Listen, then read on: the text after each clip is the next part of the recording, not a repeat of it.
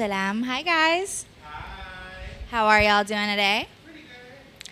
Thank you for coming to Masisi and FLIC's Protect the People workshop. My name is Gämer. I am the data manager with FLIC, which is the Florida Immigrant Coalition, but today I'm stepping in as an organizer to teach us how we're going to protect the people. During this workshop, we're going to go over basic know your rights. Please remember, none of this is legal advice, so we will not be lawyers, but all of this material has been prepped and reviewed by lawyers. If you would like legal advice from a lawyer directly, please sign up for our Know Your Rights Protect the People clinics every Wednesday virtually, or if you're local in South Florida, in the Miami FLIC office. So with that, we can hop into knowing your rights and also how to prepare a family preparedness packet. Ooh. Ooh, ooh, ooh. So a little bit about FLIC, if you're not familiar with us. Our mission is to grow connection, the capacity as well as the consciousness of communities and strengthen pro-immigrant power throughout the state of Florida. We are a coalition of over 80 member organizations and partners. We are member-led, so our focus and agenda is always driven by the people, and we encourage you to become a member. Our agenda for the day, we're going to learn about rights. Everyone has rights. Y'all know that, I hope. We're going to learn about best practices, what you shouldn't do when encountered by law enforcement or ICE, and how to create a family preparedness plan, worst case scenario. Ooh, ooh. Please remember, knowing your rights, this information is a recommendation and should not substitute legal advice. If you would like free legal advice, FLIC does offer Know Your Rights Protect the People clinics every Wednesday from 2 to 5 p.m. virtually or in person to get free legal advice from a lawyer and help prepare your family preparedness packet. Okay. Before we get into the nitty gritty, I'm gonna get us in our feelings real quick. Hi, folks that are here. I'm gonna get y'all in your feelings if you wanna get in your feelings with me. Y'all want some? No, I need some participation. I need some participation so we get in the moment, we get in the zone. Get in your feelings with me. So we're going to talk about what dignity is, especially as immigrants. And I want us to go back. Go back to who we are, our origins, where we come from, especially if we are migrants. Taking a moment to close our eyes and remember our own migration story. Who we come from, where we come from, what it took to get us here, and what that process has been like, both the highlights and the lowlights.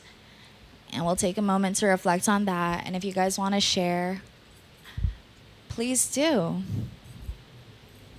So I can share a little about my migration story because similarly I do feel privileged, but slightly differently. I'm from Sudan. I was born there, thank God, and I was able to live there for a while. And then I did migrate over to the U.S.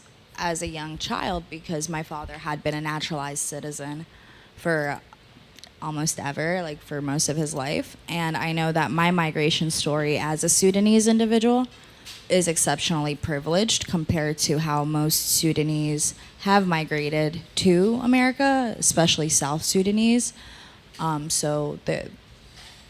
There is privilege in that and what you're able to attain here. Moving on to how we protect each other from these realities of separation. Knowing our rights. Ooh. Most important thing to know is constitutionally, legally, there are rights folks have. Whether or not we are going to use our rights comes down to how safe we feel and how empowered and what's the word, knowledgeable we are. So biggest thing to remember is remain silent. Don't yap. We're yappers. I know we're yappers, especially the folks tuning into this channel, yappers. Don't talk. Do not answer questions. Just say, I do not wish to speak with you. I do not do not answer their questions. Do not sign or hand any documents to them. You have Fifth Amendment rights, so if you want to take a picture, and there is a handout link that we will share, but if you'd like to take a picture of this slide, remain silent. You do not have to answer any questions. You have Fifth Amendment rights that protect your right to silence. And you do not have to be searched without probable cause. So things you can say in those situations is, I do not give you permission to enter my home based on my Fourth Amendment rights under the United States constitutional law, unless you have a signed warrant to enter, signed by a judge or magistrate with my name, that you slide under the door. Do not open the door for the warrant or any piece of paper or anything. Have them slide it under the door. Constitutionally, they do not have to come in without a signed warrant. For cases of am I free to go, you can say, I do not give you permission to search any of my belongings based on my Fourth Amendment rights. I choose to exercise my constitutional rights. We know how that can go, but just know that you can also say it, and you have the right to say it. Feel empowered to say it. The most important thing is to have the knowledge and know when to use it, and also be able to use it.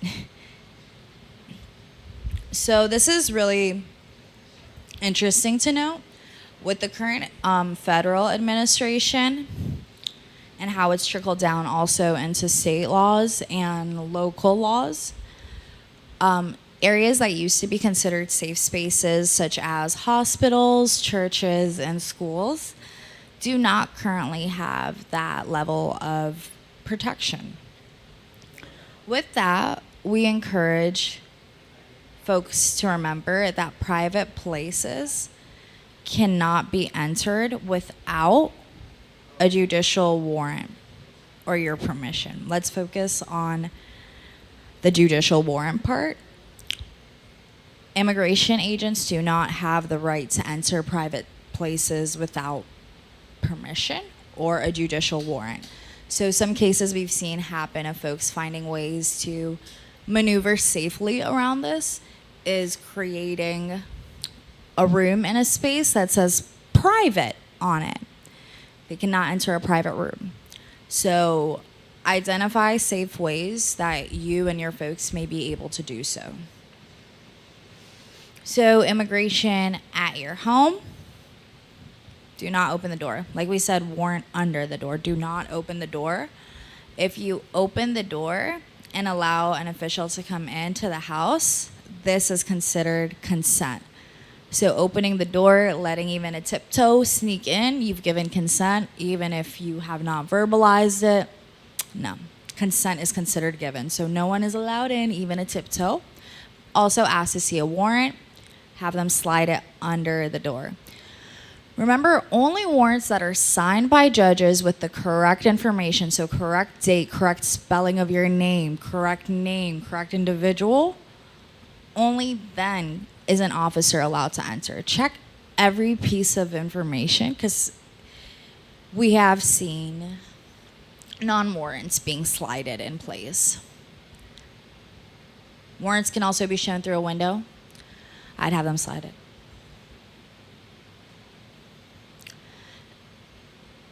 Let me read that. So immigration at your workplace.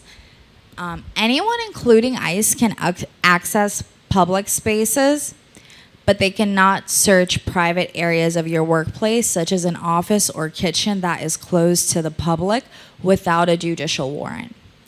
So considering the space I'm in right now, if this was a closed off kitchen, y'all can't see the cups. If this was a closed off kitchen, this is private. Folks cannot come in here. And this space is not even open to the public, so don't even think about it. Ask to see the warrant. Warrants must have the name of the business like the actual name of the business, and the area that the agents are allowed to search. So that has to be specified in the workplace warrant as well. The biggest thing to remember is to stay calm. This is recorded, so I can't say a joke. But they like to chase, so don't run. Do not run. Do not run. Do not panic. Do not incite panic. Stay calm. Just chill. Because the minute you start panicking, that's maybe probable cause. Don't give them that. Just chill. And remember, don't answer any questions. Just bite your tongue if you have to. Like, make your tongue bleed. Just don't talk. And ask to speak to a lawyer if you have to talk. So your rights in action. Do not provide any information about your status, regardless of your status. If you're a citizen listening to this, whether you're born here, naturalized, don't offer that information. It's nobody's business. Do not lie. So don't talk. Like, just don't say anything. Do not carry false documents. Do not give false documents. Why? Like, for what? Don't do that right now. Do not carry papers from another country, which is kind of finicky. If you do, the government can use this information in deportation proceedings, and it's actually likely to speed up your deportation hearings if you have one. So do not carry any identification from a foreign country that would identify you. And don't sign documents. Don't talk. Don't sign documents. Don't let anyone in. But do not sign anything before speaking with a lawyer. Beware, government officials will try to intimidate you and trick you. We see that with the masks. We see that with them covering their faces. They're just people at the end of the day. Like, bark back. Do not bark back. Do not bark back. That was not recommended. No. And do not let yourself be tricked. Like what I just did was a trick. Don't do that. Do not sign anything, because if you do, you can sign away your right to a hearing. You can sign away your right to speak to a lawyer, and you do need that. Please remember, immigration court is a different system than state courts, so keep that in mind when you're navigating this system. Even if you get into it, if you're trying to avoid it, don't be tricked by it. Don't sign anything. And there is rapid response support that FLIC has. So we have a hotline, 1-888-600-5762. So the Rapid Response Alliance for Immigrant Safety and Empowerment is active. If you if you have your phones, you can go to raise.is. That's where you can get live information on what is currently going on in your area, or report what's going on in your area if you do see anything directly to the FLIC hotline. FLIC hotline will connect you to the resources, information, and things we directly have on the ground within our partners and legal partners. And we're going to get into the family plan, but before, I want to share a little more info on the raise. May I open a tab? Consent to open a tab?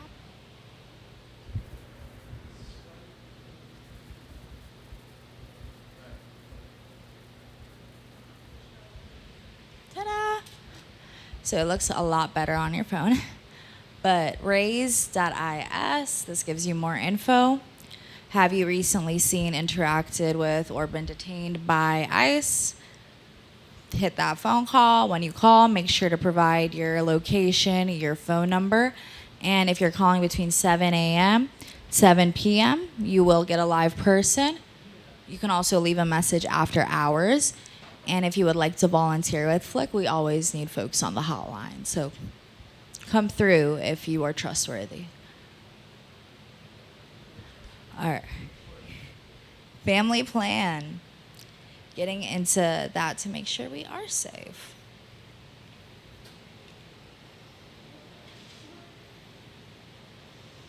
All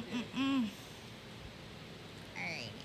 So First step is knowing your rights, knowing how to navigate situations, God forbid, if you are in one.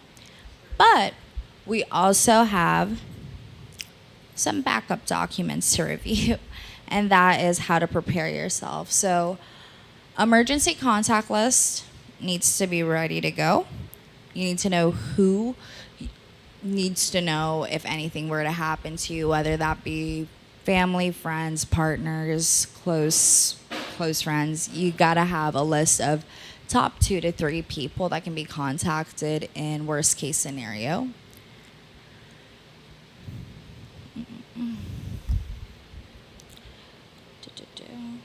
I want to make sure I get this info super correct because it's super important. You want to make sure you have the emergency contacts to their phones as well as addresses.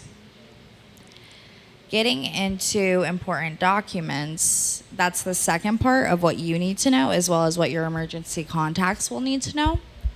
Your important documents include anything that will help you document your case, worst case scenario. So, anything for identification, birth, marriage certificates, things that will help you identify yourself and document your case further. That's the slide for it. So personal documents, proof of identity, passport, consulate ID, association cards, birth certificate, immigration paperwork, that paperwork that you may have thought would be safe to carry with you, like a passport from a foreign country. Keep that in a safe box for your personal documents. So when we talk family preparedness, the way I like to think of it is a literal material box that I am storing this handwritten information in a safe space in. Do whatever feels safest for you to prep. We do have documents on the family plan, so you can fill that out, and the links are available. In your family plan, you also want to have proof of physical presence. We are trying to establish a case that you are a real person to make it harder to be disappeared. You need to know what to store in that, utility bills, rent, insurance, any copy of documents that have your name, physical address, who you are as an individual to prove that you exist. Bank statements, pay stubs, keep that in the document box, your family preparedness plan, so folks know where you are and who you are, like you're here. Proof of good moral character, guys. Gotta have good moral character, as many of our politicians do. So support letters to get prepared in advance. Talk to your friends. Talk to folks in your community. If you're a part of the Masisi's community, talk to folks in Masisi and get good letters of who you are as an individual. Who are you? A good person. I can vouch for you. You're a good person. Inshallah. So talk to faith leaders, talk to your friends, talk to your employers, and get letters that say, that dude's a cool dude. He has saved children out of burning buildings. He built the first spacecraft. Did a lot of cool shit. So get that in writing. Make sure it's real, true stuff. Don't say stuff like that.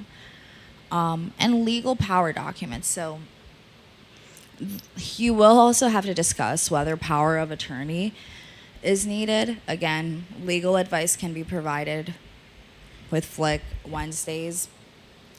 But legal power documents do go into what your power of attorney look like for your children, who takes guardianship of your children, worst case scenario if you have children, and also what it means for you as an individual and your rights when you have power of attorney set up.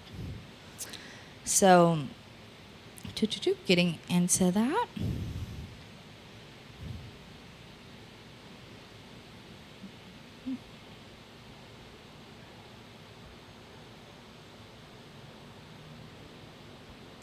Sorry, I'm trying to do this without the handouts, so y'all gotta just bear with me because we don't have the handouts in a virtual.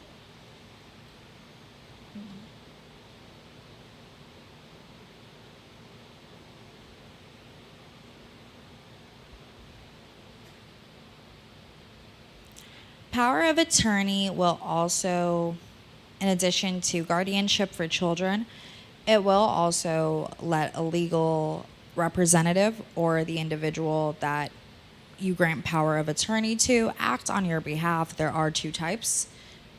Going back, the limited and the general. To get more information on that, I do refer legal advice to get better information on that. But going into other documents that would help you.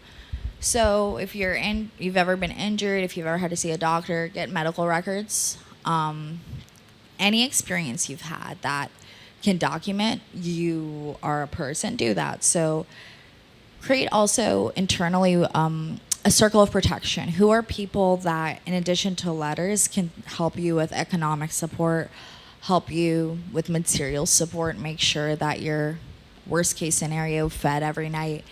Who is your internal circle of protection? It doesn't have to be your emergency contacts, but folks that can step in and support.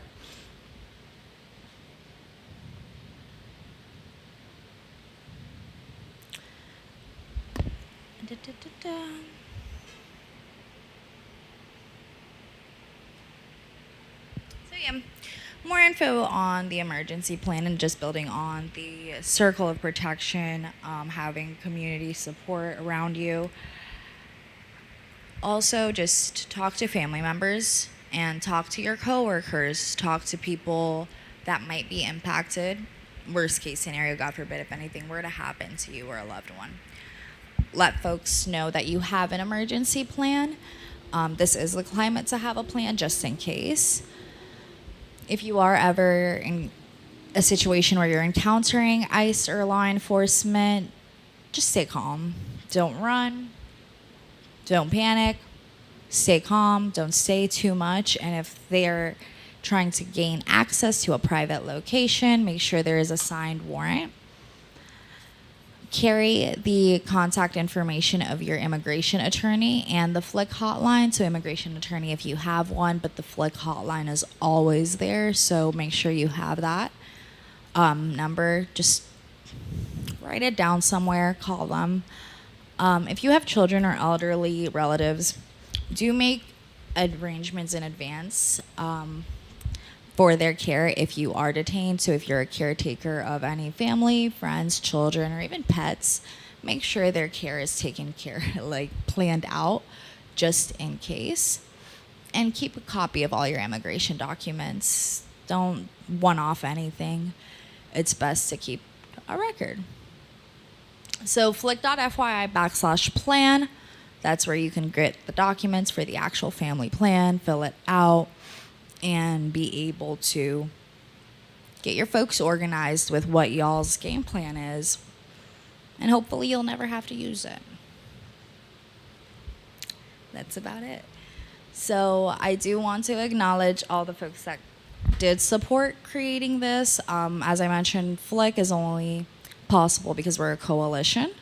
And we did have a lot of groups, including legal support and community support like the Detention Watch Network, RAISE, the Rapid Response Alliance for Immigrant Security and Empowerment, CASA of Maryland, National Immigration Project of the National Lawyers Guild, Americans for Immigrant Justice, Hope Community Center, Immigration Law Resource Center all support us in creating this Know Your Rights document. All the resources and information that was shared on this slideshow has been approved by and crafted by these amazing groups.